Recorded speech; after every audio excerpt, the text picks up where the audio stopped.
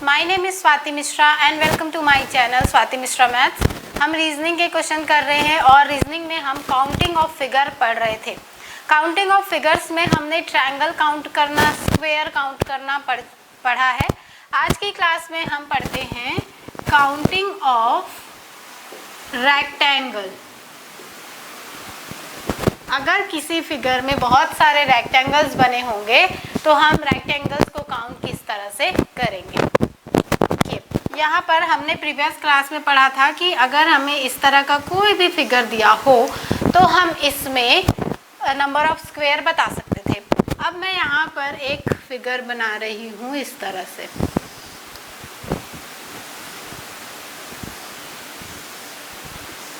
अब हमने previous class में क्या पढ़ा कि अगर इस तरह का कोई फिगर बना हो और नंबर ऑफ स्क्वायर हमें पता करना हो तो नंबर ऑफ स्क्वायर के लिए हम इस तरह से इनको नाम देते थे और उसके बाद मल्टीप्लाई करते जाते थे, हमें नंबर ऑफ स्क्वायर मिल जाते थे। अब हमें पढ़ना है नंबर ऑफ रेक्टेंगल्स या काउंटिंग ऑफ रेक्टेंगल्स। तो कैसे करेंगे? तो उसके लिए आपको यहाँ पर एक बहुत ही नेसेसरी, बहुत ही इम्पोर्टेंट बात याद रखनी है कि स्क्वायर और रेक्टेंगल इसमें क्या डिफरेंस होता है और क्या सिमिलरिटीज़ होती हैं। अगर आप स्क्वायर का फिगर देखें तो इस तरह से मिलता है। रेक्टेंगल का फिगर हम देखें तो ये हमें इस तरह से मिलता है जिसके अपोजिट साइड्स इक्वल होते हैं। अपोजिट साइड्स इक्वल होते हैं मीन्स ये वाला होगा इसके इक्वल, ये वाला साइड होगा इसके इक्वल। अब अगर हम यहाँ से देखें तो स्क्वायर में ये कंडीशन अप्लाई होती है कि इसके चारों साइड इक्वल होने चाहिए। मतलब अगर हमने इस तरह का एक रेक्टेंगल बना दिया तो हम इसको स्क्वायर नहीं कह सकते, ठीक है, ये इसको हम रेक्टेंगल ही कहेंगे। पर मान लीजिए कि मैंने यहाँ पर एक स्क्वायर बना दिया और मैं कहती हूँ कि ये एक रेक्टेंगल है, तो क्या मैं सही हूँ या मैं गलत हूँ? तो आंसर है ये सही है कि अगर कोई भी स्क्वायर है तो इसे हम रेक्टेंगल भी बोल सकते हैं। Square is equal to rectangle but rectangle is not equal to square. अब यहाँ से इसको हम रेक्टेंगल क्यों बोल रहे हैं? क्योंकि रेक्टेंगल में कंडीशन है कि इसकी आमने सामने की भुजाएं बराबर होनी चाहिए। तो यहाँ पर भी तो इसके ये भुजाएं और ये भुजाएं इक्वल है। रेक्टेंगल में ये कहीं पर नहीं लिखा रेक्टेंगल की डेफिनेशन में कि इसके चारों साइड्स इक्वल नहीं होने चाहिए।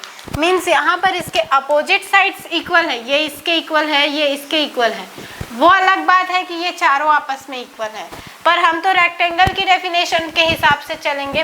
तो यहाँ से हम ये बोल सकते हैं कि ऑल स्क्वेयर्स आर रेक्टेंगल, मतलब सभी स्क्वायर रेक्टेंगल होते हैं और rectangle are not square. Rectangle को हम स्क्वायर नहीं बोल सकते। तभी तो हमने जब प्रीवियस क्लास में पढ़ा था काउंटिंग ऑफ स्क्वायर, तो काउंटिंग ऑफ स्क्वायर में हम रेक्टेंगल्स को काउंट नहीं करते थे। जैसे आप इसी एग्जांपल को देखिए, तो जब हम इसमें स्क्वायर काउंट करते थे तो हम इस सभी को लेते थे, इनको जिसका हमें चारों साइड्स इक्वल मिल रहा हो, बल हमने इसको गिनती में कभी नहीं लिया क्योंकि ये क्या बनाता था, टोटल ये एक रेक्टेंगल बनाता था। तो जब हम रेक्टेंगल काउंट करेंगे तो उसमें हम रेक्टेंगल को भी गिनती में लेंगे और स्क्वायर को भी गिनती में लेंगे। तो ये बात बहुत ज़रूरी है और ये बात एकदम आप गार्ड बन लीजिए, इसको याद कर लीजिए कि जब भी हम रेक्टेंगल काउंट करेंगे तो उसमें हमें स्क्वायर को भी काउंट करना है। अब कैसे करना है देखते हैं। हमने स्क्वायर का केस देखा था तो हमने क्या पढ़ा था कि जब इस तरह का कोई भी प्लस साइन बना होता है तो इसमें नंबर ऑफ स्क्वायर हम कितने काउंट करते थे? 5। ये 1, ये 2, ये 3, ये 4 और ये बड़ा वाला 5। ओके, अब हम अगर इसमें रेक्टेंगल काउंट करेंगे तो रेक्टेंगल हम कैसे काउंट कर सकते हैं? तो यहाँ से देखिए, यहाँ पर हमने 4 स्क्वायर को तो लेना है, 5 स्क्वायर को तो हमें काउंट करना ही है।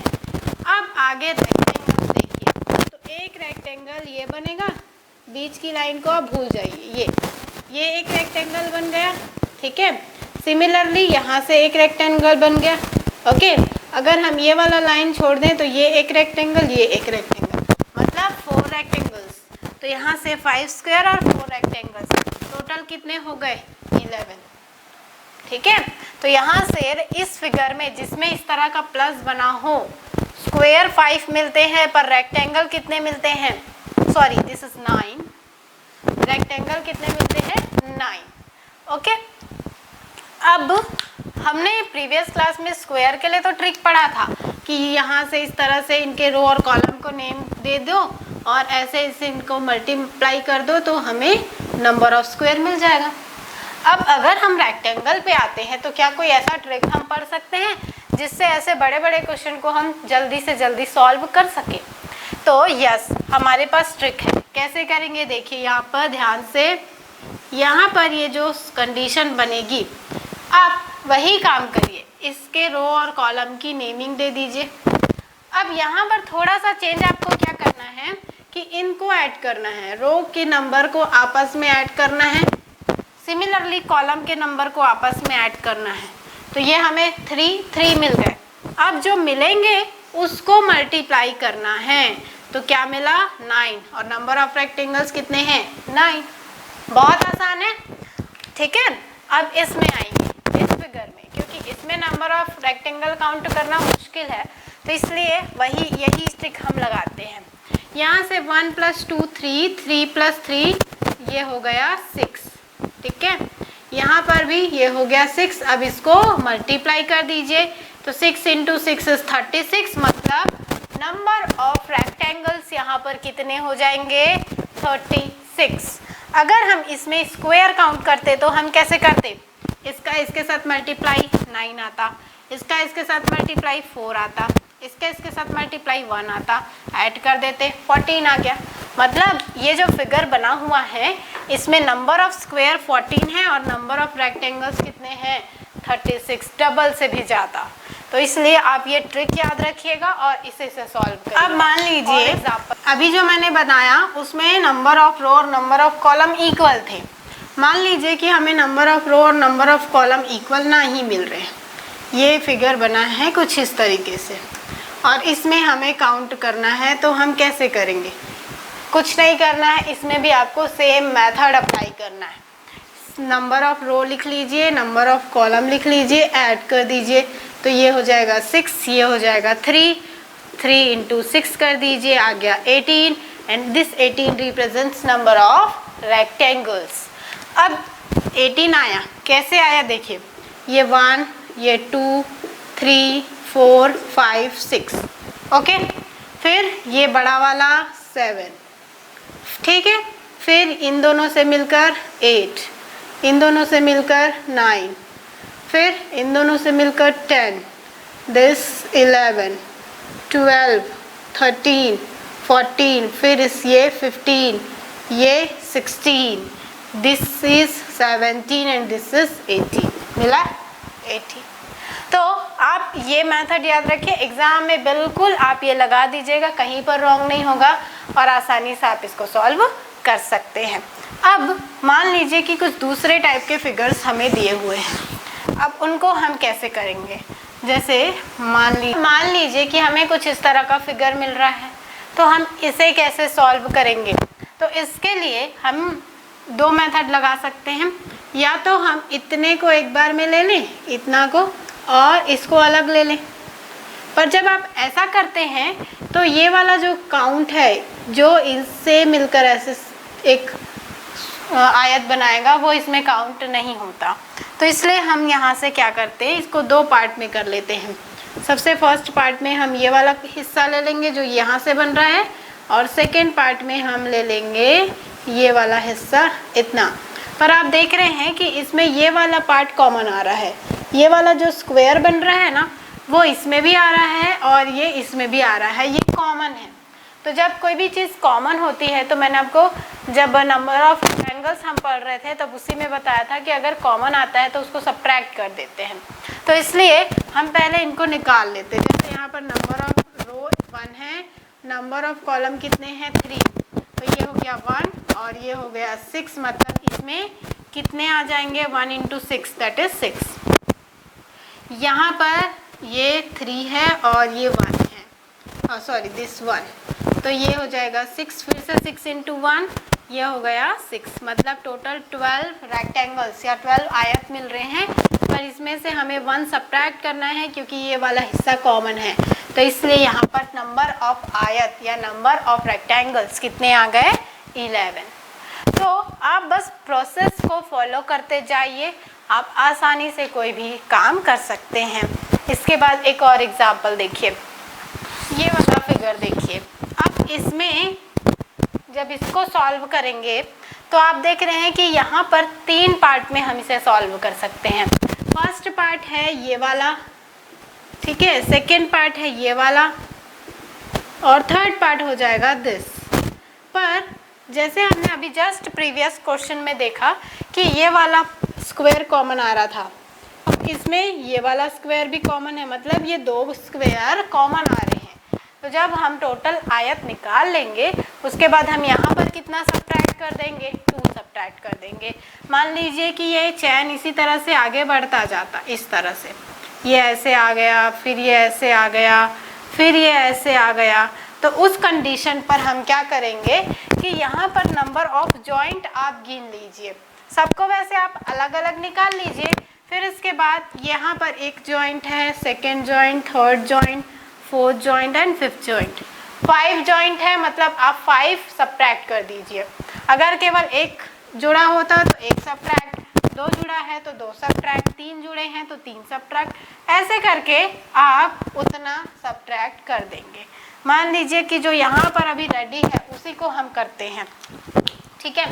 तो यहाँ से देखिए, सबसे पहले आप इस हिस्से को ले लीजिए इतना, तो इसमें ये 1 है और ये कितना आया 6, तो 1 इंटू 6 कितना आ जाएगा 6, सबसे पहले 6 आ गया। अब ये सभी आपको 3 क्रॉस 3 का दिख रहा है, तो इसके लिए भी आपको क्या मिल जाएगा 6, फिर इसके लिए भी क्या मिल जाएगा 6, फिर इसके लिए भी 6, देन इसके लिए भी आपको 6 मिला और इसके लिए भी आपको मिला 6। अब टोटल ऐड कर दीजिए, तो 6 टाइम्स 6 है, मतलब आ गया 36। पर 5 जॉइंट्स हैं, 5 जॉइंट्स है जो इंडिकेट कर रहे हैं कि ये स्क्वायर्स जो हैं ये कॉमन आ रहे हैं, और जब कोई भी स्क्वायर कॉमन आते हैं तो हम उतना यहाँ पर सब्ट्रैक्ट कर देते हैं। तो यहाँ पर 5 सब्ट्रैक्ट कर देंगे, तो 5 सब्ट्रैक्ट कर देने से हमें आंसर मिल गया 31, और यही हमारा रिजल्ट आएगा। मतलब इस फिगर में टोटल रेक्टेंगल्स कितने हैं 31। तो जब इस तरह से जॉइंट वाले क्वेश्चन आपको दिए होंगे तो आप उतने जॉइंट का काउंटिंग यहाँ पर सब्ट्रैक्ट कर दीजिएगा, आपको करेक्ट रिजल्ट मिल जाएगा, ठीक है। अब यहाँ पर थोड़ा डिफरेंट क्वेश्चन देखिए जिसमें हम इस तरह का रूल लगा नहीं सकते। वो क्वेश्चन किस तरह से बनेगा, जैसे देखिए, मान लीजिए हमें इस तरह का फिगर मिल रहा है,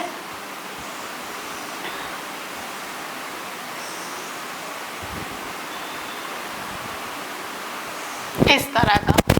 अब हमें अगर इसमें नंबर ऑफ रेक्टेंगल्स बताने हैं तो आप देखिए, ये एक रेक्टेंगल हो गया, ओके, ये एक रेक्टेंगल हो गया, फिर यहाँ से पूरा एक रेक्टेंगल, यहाँ से पूरा एक रेक्टेंगल 4 आ गया, फिर ये पूरा एक रेक्टेंगल और ये पूरा एक रेक्टेंगल,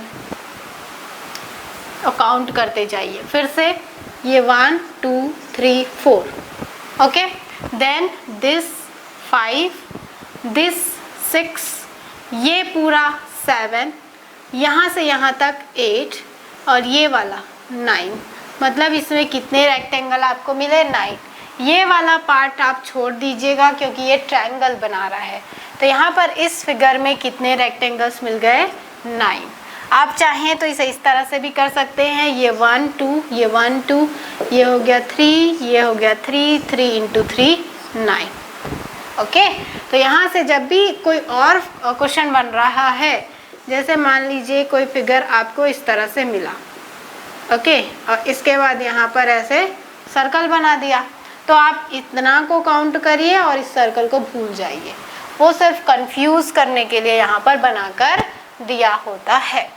तो नंबर ऑफ रेक्टेंगल्स आप समझ गए कि हमें किस तरह से सॉल्व करना है। अब कभी कभी किसी एग्ज़ाम में रेक्टेंगल, स्क्वायर ये नहीं देता, इसकी जगह पर एक और क्वाड्रिलेटरल ले आता है। कौन सा क्वाड्रिलेटरल? तो यहाँ पर हमें एक और क्वाड्रिलेटरल मिलता है, पैरेललोग्राम। और पैरेललोग्राम मीन्स समांतर चतुर्भुज, और उससे रिलेटेड क्वेश्चन दे देता है। जैसे इसको हम कहते हैं समांतर चतुर्भुज, जिसकी आमने सामने की भुजाएं बराबर भी होती हैं और समांतर भी होती हैं। मतलब ये वाली भुजा इसके इक्वल, ये वाली भुजा इसके इक्वल, और ये दोनों इस तरह से समांतर भी होती है, मतलब एक दूसरे को इंटरसेक्ट नहीं करती। तो कभी कभी एग्ज़ाम में क्वेश्चन बना करके आपको ये भी पूछा जाएगा कि इसमें कितने समांतर चतुर्भुज हैं।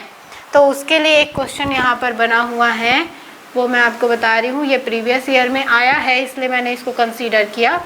ये बना हुआ है इस तरह से।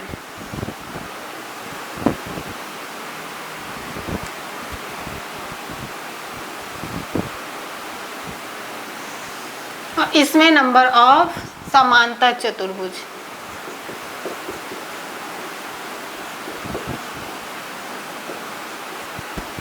पूछा गया है कि इसमें कितने चतुर्भुज होंगे। तो हम कैसे करेंगे? तो यहाँ से देखिए, ये एक समांतर चतुर्भुज है, ये एक समांतर चतुर्भुज है, ये एक समांतर चतुर्भुज है, ये एक समांतर चतुर्भुज है, ये एक है, ये एक है। मतलब ये भी क्या है, सिंपल हम रेक्टेंगल के जैसे ही यहाँ पर भी कर सकते हैं, पर ऐसा पॉसिबल नहीं होता, इसलिए हम यहाँ पर इसको काउंट करते हैं। तो ये हो जाता है इस तरह से 7, 8, फिर ये वाला 9, ये वाला 10, ये वाला 11, देन 12, 13, 14, 15 और ये पूरा 16, ये पूरा 17, देन 18, 19, 20 और 21। ठीक है, आपने काउंट किया। अब इसके बाद देखिए, ये आप इसको भी ले सकते हैं, ये 22, देन 23, देन 24। ओके, तो इस तरह से आप देख रहे हैं कि बहुत सारे समांतर चतुर्भुज बन रहे हैं। तो जब इस तरह का फिगर होगा तो आप इसको आयत वाले मेथड से ही कर सकते हैं। सिंपल आप इसको वैसे ही करिए, इसका काउंट 10, इसका काउंट 3, 3 × 10 करिए, ये आपको मिल गया 30। मतलब इस फिगर में समांतर चतुर्भुज कितने हैं? 30। जबकि हम काउंट कर रहे थे तो हम 24 ही काउंट कर पाए थे, उसके आगे हम नहीं बढ़ पाए थे। तो आप देखेंगे कि जब आप ट्रिक से बनाएंगे ना, तो कोई भी जो क्वेश्चन है वो इजीली बन जाता है, प्लस उसके करेक्ट होने के चांस ज़्यादा होते हैं। तो अगर आप इसको काउंट करेंगे ना, तो कहीं ना कहीं से एक छूट ही जाता है। तो आप इसी मेथड को फॉलो करिए और इसी से ही सॉल्व करिए। ओके, नेक्स्ट क्वेश्चन देखिए। नेक्स्ट क्वेश्चन में हमें ये फिगर मिल रहा है और इसमें हमें नंबर ऑफ रेक्टेंगल्स काउंट करने हैं। तो हम कैसे करेंगे? तो देखिए, इसको हम दो फिगर में तोड़ लेते हैं। फर्स्ट फिगर हमने बनाया जो हमें इस तरह से केवल मिल रहा है, लाइक दिस। सेकेंड फिगर हम बनाते हैं जो इसमें इस तरह से ओवरलैप किया हुआ है और वो फिगर बना हुआ है ऐसे। अब हमें पता है कि जब इस तरह का प्लस वाला फिगर बनता है तो इसमें नंबर ऑफ रेक्टेंगल्स कितने होते हैं? 9। ये हमने याद कर लिया है। अब इसको सॉल्व करिए। तो ये 2 बार ऐसे बना हुआ है और 2 बार बना हुआ है, और इसमें ये वाला स्क्वायर कॉमन है। तो इसके लिए हमने इसको इस तरह से सॉल्व किया। तो यहाँ से 6, 6, इससे भी 6 और इससे भी 6, तो यहाँ 6 और यहाँ 9 ऐड कर दीजिए। तो ये कितना हो जाएगा? टोटल 21। पर यहाँ पर हम 1 सब्ट्रैक्ट कर देंगे क्योंकि ये वाला जो कंडीशन है ये दोनों में कॉमन आ रहा था, तो हमने 1 सब्ट्रैक्ट कर दिया। तो टोटल नंबर ऑफ रेक्टेंगल हमें कितने मिल गए? 20। तो जब कोई भी क्वेश्चन आपको इस तरह से लगे तो आप उसको पार्ट कर लीजिए और उसके बाद वही रूल फॉलो करिए जो आपने कंडीशंस पढ़े हैं, और उसके बाद आप आसानी से कर सकते हैं। तो आज की क्लास में इतना ही करते हैं। अगर आपको ये लेक्चर अच्छा लग रहा है तो प्लीज़ इसे लाइक करिए और कमेंट करके बताइए। अब नेक्स्ट क्लास में हम नंबर ऑफ सर्कल्स पढ़ेंगे और साथ ही में नंबर ऑफ लाइंस भी हम स्टडी करेंगे।